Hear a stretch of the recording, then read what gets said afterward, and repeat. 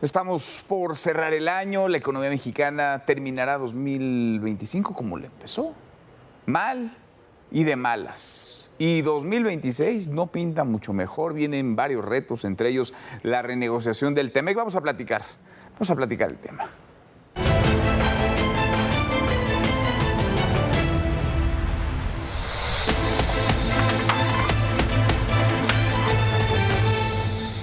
Según la Comisión Económica para América Latina y el Caribe, México será el país con menos crecimiento de América Latina, con apenas un 0.4%, por debajo de países como Venezuela o Nicaragua. Pero se mire por donde se mire, el balance económico de 2025 no es satisfactorio para México. 2025 como que no fue el mejor año del mundo, ¿no? No fue el mejor año del mundo. Tenemos muchos retos encima. El crecimiento, según la última encuesta que sacamos en el comité, es crecimiento de 0.4%. Y viene por dos cosas. Uno, la incertidumbre de la negociación del Tratado de Libre Comercio, que esa va a seguir todavía durante varios meses. Y la otra es la incertidumbre que han generado la aplicación de las reformas constitucionales, que eso se refleja en la caída de inversión tan abrupta. La Organización para la Cooperación y el Desarrollo Económico también recortó en un punto su proyección de crecimiento para nuestro país. Pasa del 0.8 al 0.7%. Y para 2026 la OCDE también rebajó su estimación de 1.3 a 1.2%. Entre el primer y tercer trimestre de 2025, la industria acumuló una caída de 1.5% anual, su peor desempeño desde la pandemia, de acuerdo con datos del INEGI. Por si fuera poco, la inflación en México repuntó a 3.8% anual ante las presiones generadas en los precios de las mercancías y alimentos principalmente. A día de hoy, el desempleo impacta a casi 7 millones de personas, lo que representa una tasa de desempleo completo del 10.3%. Esto trae como consecuencia que las industrias clave pierdan productividad y fuerza. Es el caso de la construcción, la minería o las manufacturas. De enero a septiembre de este año, la inversión fija bruta retrocedió 7.32% respecto al mismo lapso de 2024. Es el peor resultado desde 2020, cuando la inversión se desplomó debido a la pandemia. Para 2026 todos tendremos que pagar nuevos impuestos y se prevé que la inversión pública siga viéndose afectada por la incertidumbre interna y externa, en particular la relacionada con la dirección de la política comercial en Estados Unidos y la próxima revisión del TEMEC. Yo te pregunto a ti, ¿qué queremos para el futuro? ¿Queremos que México sea un país atractivo para la inversión externa y nacional? ¿O queremos seguir viviendo en este estancamiento económico? Para ADN Noticias, Víctor Núñez, Fuerza Informativa Azteca. Mal termina este 2025, venimos de un mal año también, 2024, y parece que vamos a un año también complicado, 2026. Luis Miguel González, ¿cómo estás, Luis Miguel? Encantado de estar acá, buenas noches. Muy buenas noches. Arturo Herrera, Arturo, bienvenido. Excelente, gracias por estar acá. Qué gusto, muy buenas noches. Alicia Salgado, Alicia, ¿cómo te va? Muy buenas noches. Muy buenas noches, pues ahí están los datos, aunque algunos tengan otros. Estos son los reales. ¿Cómo lo ves, Luis Miguel? 2025 se planteaba para ser un año con mejores números. Me refiero a hace exactamente un año. Había el temor de Estados Unidos, qué papel podía jugar Trump. La sorpresa es que lo único que salió bien es el sector externo. A lo que más miedo le tenían algunos, lo que más incertidumbre generaba, es lo único rescatable. Traemos muy buenos números, yo diría espectaculares en exportaciones. El superávit comercial con Estados Unidos es una sorpresa muy agradable en un contexto de proteccionismo, de tantas fricciones. Lo que en cualquier caso prende todos los focos es lo que depende de nosotros, lo que está en nuestro territorio, está muy abajo de lo que se esperaba. Estamos hablando de consumo, estamos hablando de inversión privada, y yo diría inversión pública. Ya sabíamos que iba a ser un freno porque tiene que ver con poner orden después de un 2024 muy desordenado. Sí. Pero me quedo con inversión privada y consumo privado, nos quedaron a deber. O sea, ni cómo echarle la culpa a los de afuera, a los externos, cuando los factores internos son los que están erosionando la economía, Arturo. Justamente yo creo que lo que más ha impactado en México, preguntan, oye, ¿tú qué harías si fueras presidente? Y dices, bueno, yo creo que lo primero antes que o bajar impuestos o estímulo, lo que quieras, es recuperar la certeza jurídica, porque yo creo que es el gran temor en este momento. Tú puedes decir, tenemos una hacienda que está siendo muy extorsionadora, que va con contribuyentes, que quiere hacer doble tributación, como el caso de Samsung, que ha denunciado que le quieren cobrar IVA con lo que exporta. Y el problema no es ese, el problema es que no hay una seguridad jurídica, que vayas ante un juez que imparcial, sino que ya tenemos estos nuevos jueces que fueron electos este año justamente, que sus resoluciones, curiosamente, la mayoría van en favor del gobierno. Entonces yo creo que ese es el gran factor que ha frenado la inversión tanto extranjera, porque recordemos, estamos en mínimos de inversión nueva, no de inversión acumulada, sino de inversión nueva, y también de la inversión local. Entonces, como dice Luis, hay cifras extraordinarias de exportación, yo creo que principalmente por el tema del TEMEC, pero esas cifras en algún momento se van a agotar porque no vamos a poder seguir produciendo más si no hay mayor inversión, sobre todo en capital fijo. Porque además cuando vemos el comparativo, Alicia, México se podrá decir, bueno, es que al mundo le está yendo mal con los aranceles de Donald Trump, pero la realidad es que no. O a todos le está yendo menos mal que a México, porque exacto, cuando ves cómo le va al planeta entero y si se centras en América o en América Latina, pues México está llevando la peor parte. Bueno, también Canadá. O sea, tenemos así rangos de crecimiento o de decrecimiento muy magro, ¿no? Y no es el primer año, insisto, no es la primera vez. Pero Argentina. No es el primer año que tienes este tipo de resultados. Hemos venido acumulando 7 años consecutivos de bajo crecimiento, con excepción del año posterior a la pandemia, ¿no? Tuvimos un rebote, digamos, porque veníamos de una parte muy, muy baja, pero a lo largo de estos 7 años has tenido un crecimiento acumulado de 1.5% para un país de este tamaño. Como decía Víctor Herrera, pues mira, si no creces, lo único que repartes es pobreza. Y has repartido pobreza.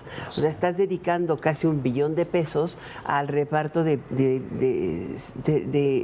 fondos de bienestar, como les llaman. Pero me acuerdo del exsecretario de Hacienda que decía que justamente esa inyección económica te permitía acelerar el consumo interno. Solo que el consumo no se acelera si no le generas empleo. Empleo real y formal. Y si el 56% del empleo del índice, o sea, de la población económicamente activa está en la economía informal, y esa economía informal es ineficiente per se, porque solo produce el 25% del PIB, pues te das cuenta de que se ha minado la capacidad de generación de riqueza de este país.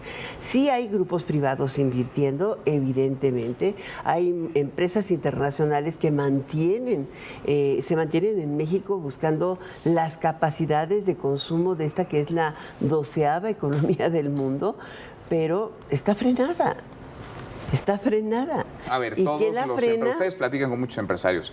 Todos los empresarios, casi ninguno lo dice en público en voz alta, pero todos te hablan de la falta de certeza jurídica, de la persecución que hay desde el SAT contra ellos, de las nulas garantías para poder defenderte, porque más no existe un poder judicial independiente, te quitaron el amparo, no te puedes defender. ¿Cómo va a llegar la inversión así?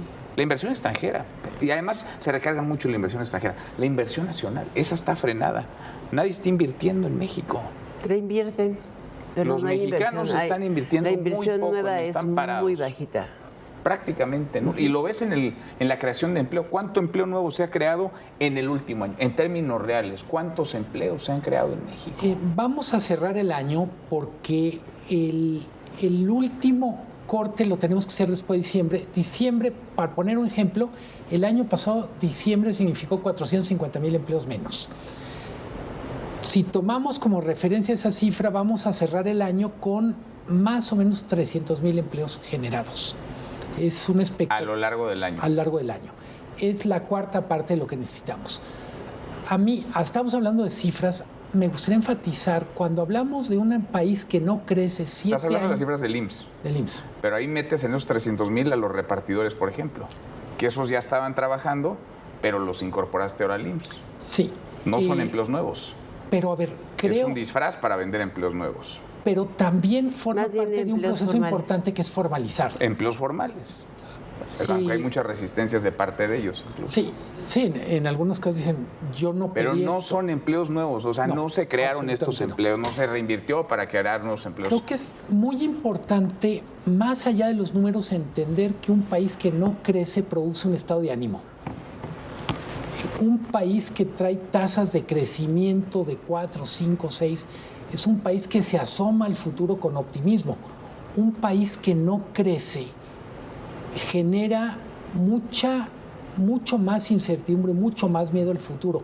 En ese sentido, los números económicos producen estados de ánimo o reflejan estados de ánimo. Parte de lo que es muy curioso, uno dice, ¿cómo es que hay inversiones a pesar de no crecer, a pesar de incertidumbre? Hay que decirlo con todo, México es un gran país, tiene enormes oportunidades. Es un mercado enorme, un mercado interno gigantesco y de alguna manera, yo podría decir, se invierte a pesar de las condiciones que hay y no gracias a Pero las se invierte condiciones que poquito. ¿Cuánto vamos a crecer este año? 0.3 si te va bien, 0.4. 0.3. hay. A ver, la inversión, 0.3. el corte de caja que tenemos de inversiones a septiembre ha caído 8%, más o menos. Pues yo no Y le eso, encuentro, por terrible. ningún lado le encuentro la nota medianamente positiva. No sé si tú la veas, Arturo. Pues no, y referente, por ejemplo, estábamos hablando del empleo. México en este momento cuenta con una economía de pleno empleo. Es decir, tenemos una tasa natural de desempleo que es del 2.6%, pero eso no quiere decir que sean empleos con mejores salarios o que nos alcance para comprar más. Yo creo que vería un poco con más preocupación el siguiente año, ya que entre el nuevo salario mínimo y ya que entre esta idea de ir bajando las horas laborales. Sin duda estos sexenios, el de Claudia y el de López Obrador, han sido sexenios que han defendido mucho, ¿no?, derechos laborales, que si los ves a simple vista, ¿no?, como trabajador uno dice, pues es positivo, ¿no? El problema es que son muchos más derechos para los trabajadores, más obligaciones para los empresarios y más persecución. Entonces yo me pregunto, si ahorita tenemos una tasa de desempleo natural, ya no tenemos más trabajadores para la economía, ¿qué va a pasar con estos empresarios que ahora tienen que ofrecer menos horas o más salario, por decirlo así, a sus trabajadores? ¿De dónde va a salir esa nueva mano de obra para cubrir? Si ya no puedes dar estas 48 horas semanales, vas a tener que dar estas 40. ¿De dónde va a salir esas 8 horas restantes? A mí ese es un tema que yo no veo que nadie hable exactamente, esa preocupación. Pero sí preocupa a muchos Va a empresarios. costar más, porque al final de cuentas en la ley se estableció que bajas a 40 horas, pero puedes dar hasta 56 con horas extras. Y esta parte te genera un costo adicional al empresario. Los empresarios no son hermanos de la caridad, podríamos decir, para mucha gente, pero sin ellos no tienes empleo y sin ellos no tienes salario. Es que nadie lo y es. El sector productivo está así como... ¿qué podríamos decir? Satanizado por los políticos, ¿no? O sea, si eres banquero, estás satanizado. Si eres productor de... hasta de tortillas, ¿no? O de harina. Sí, si eres Aunque estés con el agricultor, gobierno, si eres transportista. si siembras, si tienes cerdos, si no tienes cerdos, estás satanizado. Si eres transportista y te paran y te roban, estás satanizado. Hay algo que no... Hay muy poca gente dentro de la administración, inclusive, que realmente apoya al resto de los empresarios, a los empresarios. Un empresario, aunque sea un emprendedor solo, es un microempresario. Claro. Que los Y empresarios no además nada más tienen son los todas las grandotes. capacidades, ¿Cuántas sí. empresas hay pequeñas, familiares? Pues es el Yo 99, simplemente ¿no? hoy pienso en algo que la verdad, Manuel, a mí me sobrecogió.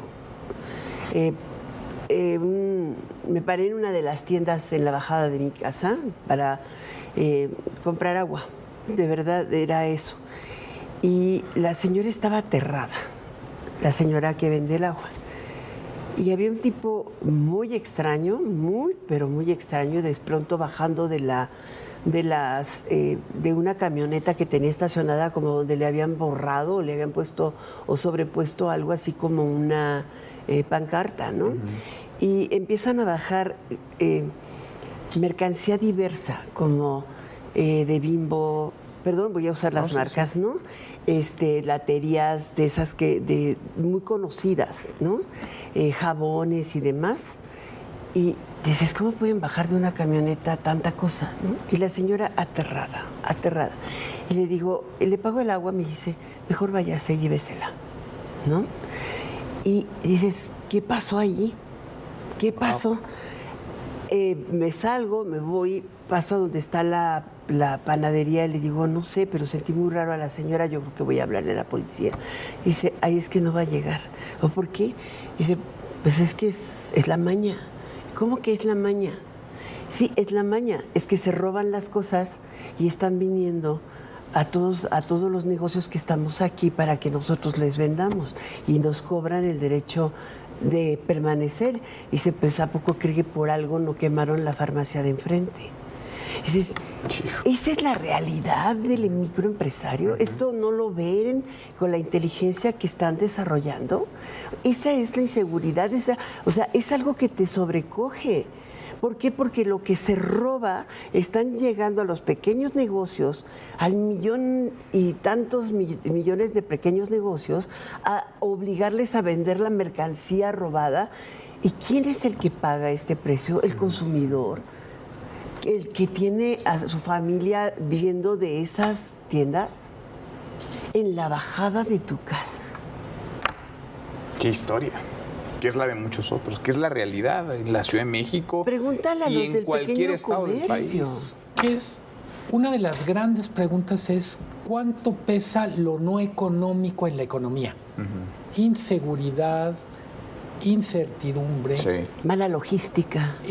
Mucho de lo que hemos aprendido, yo diría con claridad desde la pandemia, es la economía no la podemos explicar solo a partir de factores económicos, política monetaria.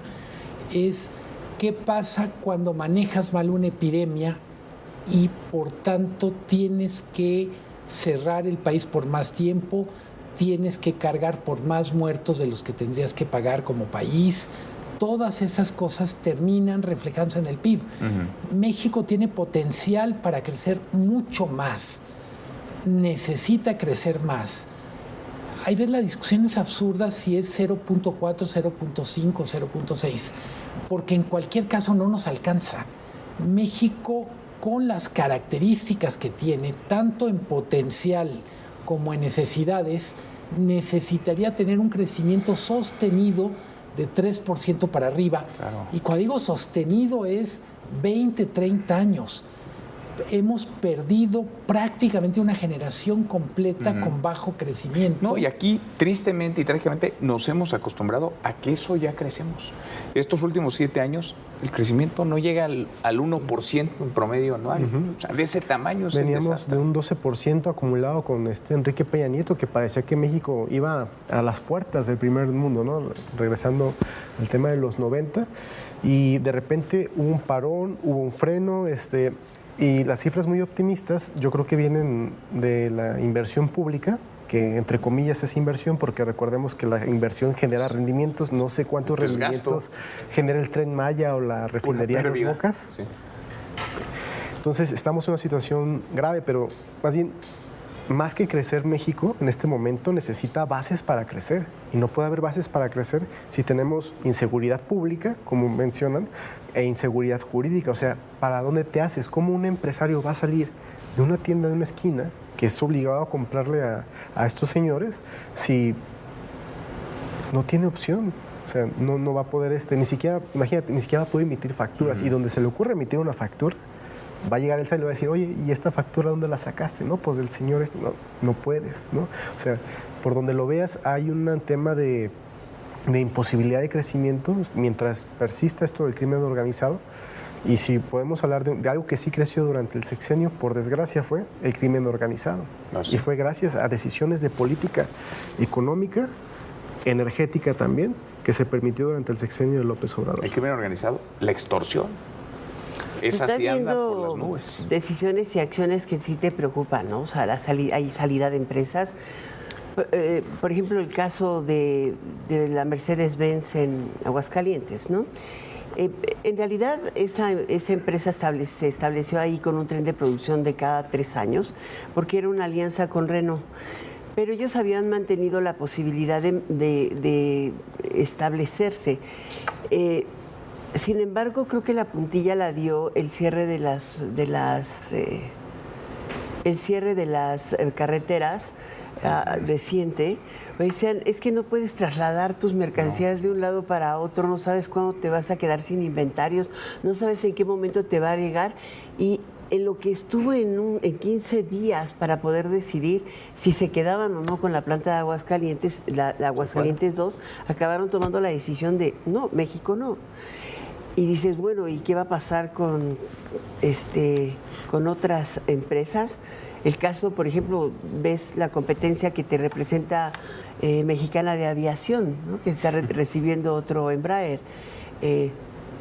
Y 2 aerolíneas mexicanas necesitando formar un grupo aéreo para poder hacer frente a la competencia que en el mundo está siendo muy fuerte, a las condiciones difíciles del entorno regulatorio, ¿no? Tirando el dinero a los y acá mexicanos. pues estás en una decisión de política aeronáutica que todavía nadie acaba de entender. Pues porque no hay política, ¿no?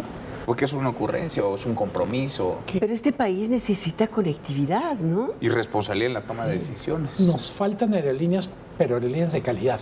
Creo que para el 2026 la pregunta es ¿qué tanto el gobierno y los tomadores de decisiones están dispuestos a hacer cambios? Si seguimos por la ruta, vamos a tener los mismos resultados. Pues sí.